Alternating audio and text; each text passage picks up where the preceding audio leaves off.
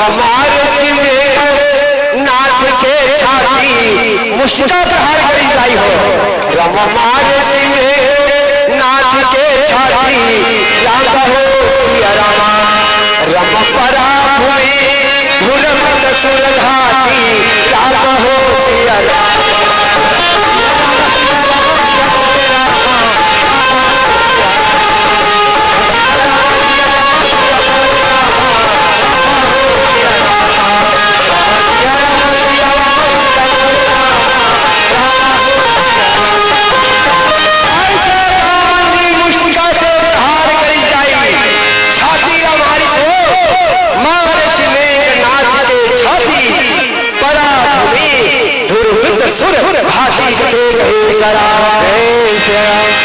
मूर्छित हो गए जामन कथे मरे थे जो बाँचे कहे सरा एक सांस चलत है कि नहीं चलत है मर तो नहीं के हुई जामन जी महाराज बारीकी से देखा थे परखा थे कहे सरा अरे ये बड़ा मायावी है माया रचना में बड़ा प्रबल है अरे हो सकता है ये मर के भी जिंदा हो सकते प्राण का रोक सकते मरे है कि नहीं मरे है ऐसे जामन जी महाराज लाई हो देखा थे कहीं सराम श्वास चला थे मेघनाथ जी मरे है जामन कथे मरे भी नहीं कागर एला वो मार ही लाई जे 14 साल में अन्न के ग्रहण के कहीं सराम जे 14 साल तक सोए भी नहीं कहीं सराम जे 14 साल तक वास्ते से विरक्त है कहीं सराम इन्हीं वाला मार सकते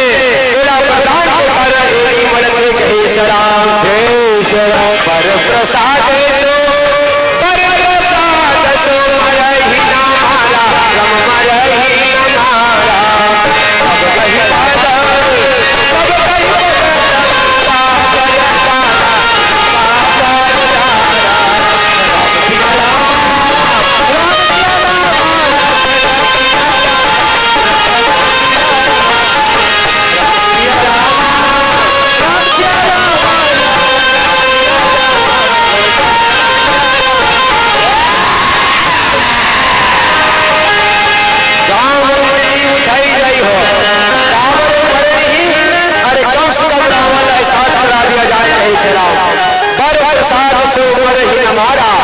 तब कहीं पद लंका पर डारा लंका में फिर इसका छेद हो सराम वही कर गिरी जाई हो जेल जगह आज रावण बैठे हैं मेघनाथ मूर्छा पड़े कहीं सराम धीरे धीरे भैया मूर्छा जागर लागेला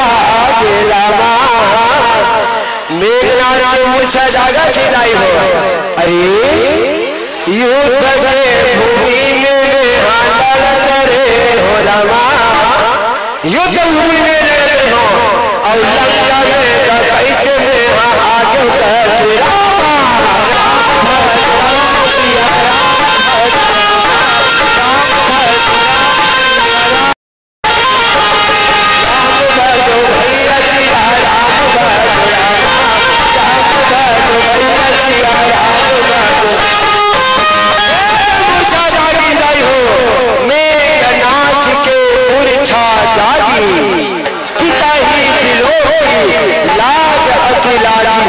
पिताजी ने मुझे देख लिया मैं पिताजी के सामने पड़ा हूँ लजा के गए नहीं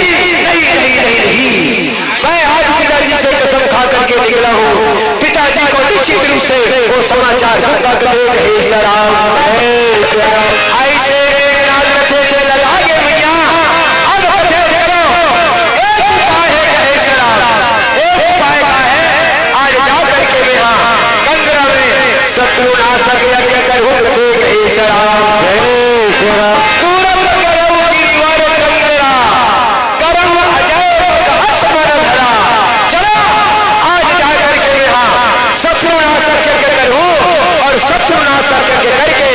शत्रु मन से विजय प्राप्त करूं कहे सराम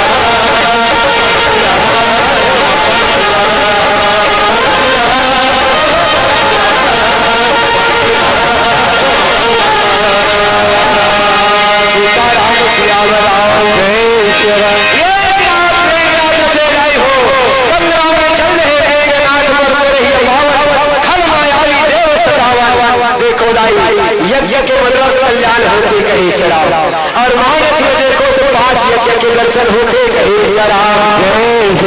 अलग अलग ढंग से यज्ञ हो सराम, लेकिन यज्ञ वाला कथे भाई जिनमें जगत के कल्याण होते, विश्व के कल्याण होते, जो कन्हौला सतावन काम करते, वो यज्ञ कभी सफल नहीं हो कथे कहे सराम। मेघनाथ के यज्ञ पावन यज्ञ सराम, मेघनाथ मुख कर ही पावन, खल मायावी देव सतावन, देवता मंगल सतावन यज्ञ करते कहे सराम। नमः शिवाय हो रामा, ओ शिवाय, ओ झोझो मेरा बड़ा कैसा कन्या में राजा होते हैं यज्ञ के तैयारी।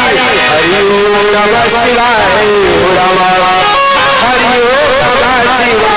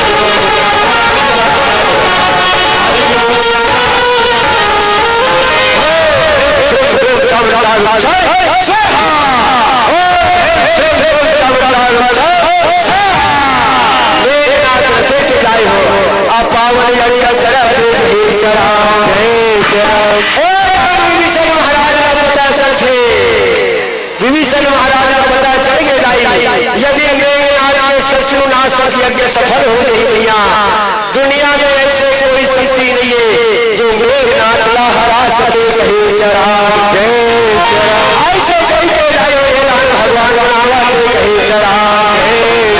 हरि ओम नमः शिवाय रामा, हरि ओम नमः शिवाय।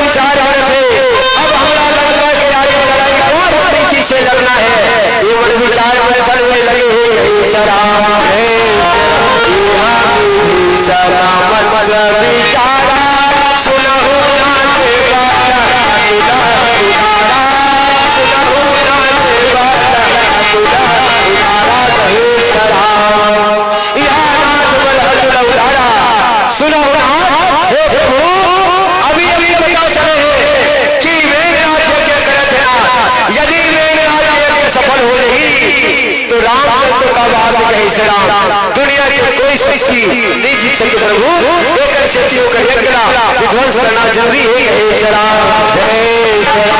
विभीषण विचारा सुनो नाथ बल अतुल उदारा, विभीषण महाराज अपन विचार रखे थे कहे सराम। भगवान कहते हे हनुमान जी महाराज, हे रावण जी महाराज, जाओ सेना लेकर के जाओ कहे सराम, जैसे आदेश पाते जाओ जी महाराज, हनुमान जी महाराज जय जय। लेकिन कथे भगवान याद दिलाते देख लक्ष्मण याद रखना, मेघनाथ कोई साधारण वीर नहीं कहे सराम। मेघनाथ तपस्वी है, साधु है, बलशाली है, संयमी नारी व्रत वाला है, मीरा नारी है। ऐसे सतमुक्ति के प्रति कसीर यदि धरती पर आएगा, राम तो किस गिनती में है, दुनिया ना जीत पाएगा। लक्ष्मण याद रखो भाई, जब तक मेघनाथ मार में कही सराम तो सिर धरती में नहीं गिरना चाहिए। यदि धरती में गिर जाए भाई तो सोचना की शक्ति से मेघनाथ पुनर्जीवित हो जाएगी, फिर मारना असंभव हो जाएगी कही सराम। कहूँ जाकर सहायता करने कही सराम। कचे लाग भुगते कहे सरा ये राम जी की सेना चली है रामा, ये राम जी की सेना चली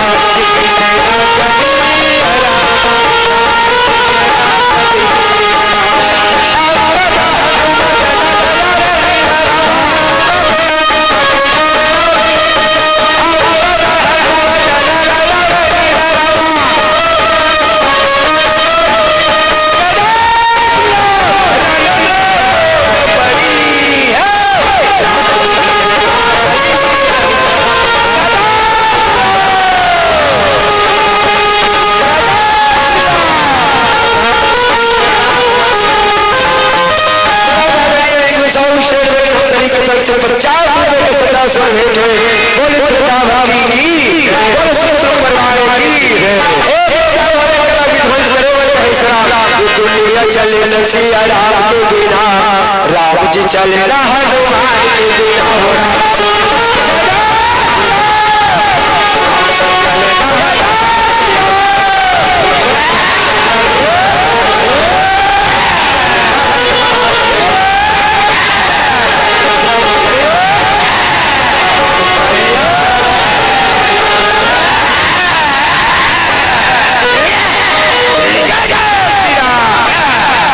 जैसे गदा से हनुमान प्रहार करते सरा मेघनाद यज्ञ विध्वंस हो गए सरा मेघनाद प्रहार करते गए सरा। ऐसा होता है, ऐसा होता है कि वक्त पर में आया है, किसकी कयामत आई है जो मुझसे टकराया है।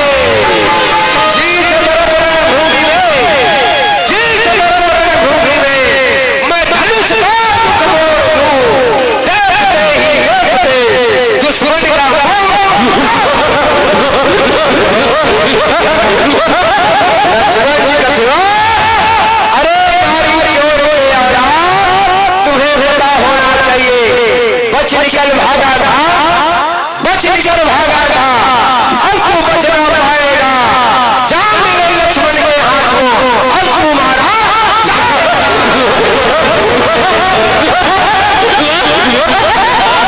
मेरा जान वाला।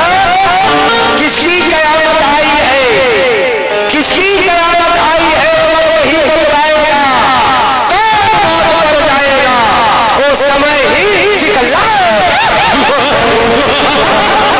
लक्ष्मण कहे सासर कहे सरा, याद रख किया है स्वयं तेरा बरस तेरा साल, किया है स्वयं तेरा बरस इस भूमि की सैया पर, किया है भोजन फलों का विजय पाई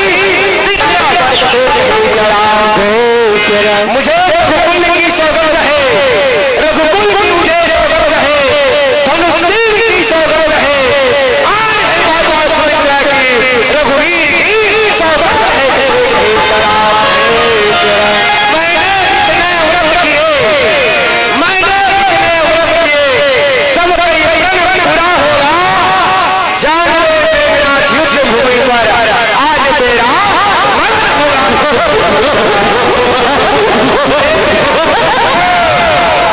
हो की बातें बहुत रार भी तकरार भी, हो की बातें बहुत रार भी तकरार भी, जानता है युद्ध करना तेजदार हथियार भी।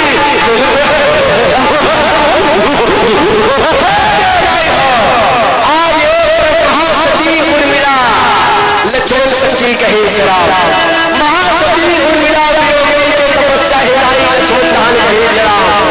ये लोचना की सती हिलाई, आज दोनों सती सती लड़त हिलाई। आज दोनों को पतित्व से सतीत्व में गिरना सकती है, आज दोनों जन लड़ा थे कहे सरा। लक्ष्मण का जितना मेरी शक्ति प्रहार अवसान करो कहे सरा।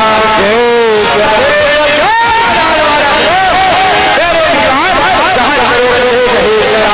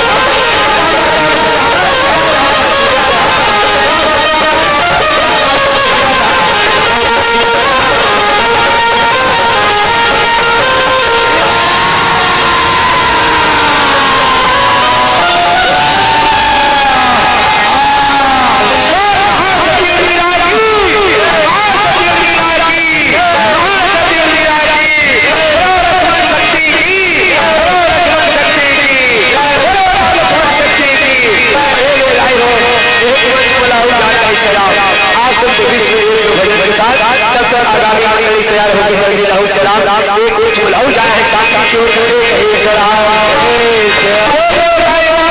सती सती के बीच में लड़ाई हुई धन्य हो सती हुई मिला जेकर पति भक्ति के बल में कहे सलाम लक्ष्मण भैया के विजय हो कहे सलाम